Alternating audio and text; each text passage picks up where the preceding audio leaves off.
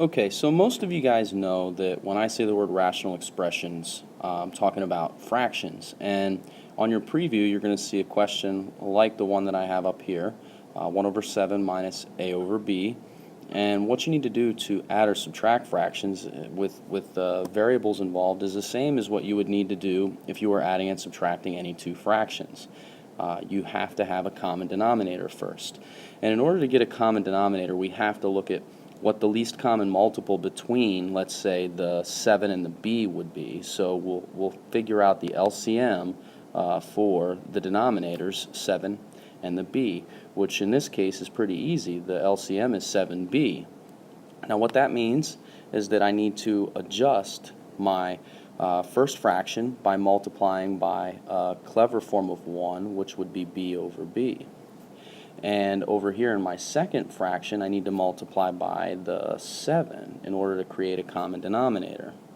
So that's going to give us this new rational expression, which is still equivalent to the previous one, b over 7b minus 7a over 7b.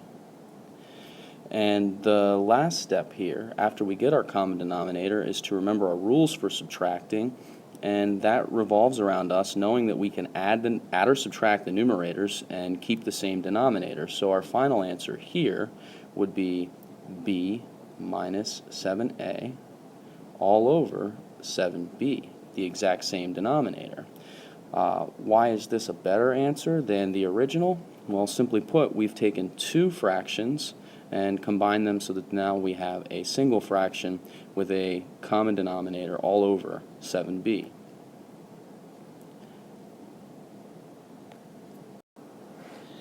In the second example on your preview here, we have adding and subtracting, and it's three rational expressions. So the process remains the same. We're still going to have to find the LCM. We're still going to have to find the LCM of all the denominators here, and we have x squared, 2, xy, and 3y squared. So my opinion on this is I always look at the coefficients first, and I try to find the least common multiple of them. And in this case, 2 and 3 have a least common multiple of 6. Then I look at the variables, and I see that not all of them have an x, so we're going to need an x in all the denominators, and in order to make them all have the same denominator, I'm going to need to take the highest. So I'm going to take the x squared. And they don't all have a y either, so I'm going to do the same thing with the y. I'm going to take a y squared.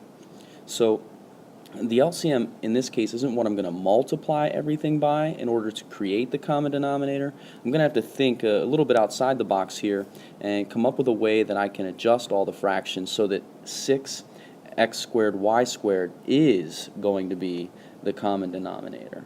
Okay, so let's look at the first rational expression, 3 over x squared, and let's figure out what we're going to need to multiply by to get a 6. So we're going to need a 6 in the numerator and the denominator, and we're also going to need a y squared. For the next rational expression, I'm going to need to multiply by 3 and one of each, the x and the y. So I'm going to have to just slip this in here, 3xy to the numerator and the denominator. I'm going to multiply that to both. And for the last rational expression, I'm going to need to multiply the 3 by a 2, and I need the x squared to be part of my denominator. So I'm going to need a 2x squared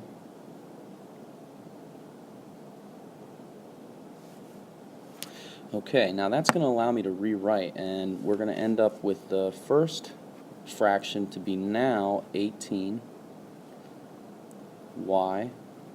squared over our LCM, 6x squared y squared, plus this one's going to be 15xy over 6x squared y squared.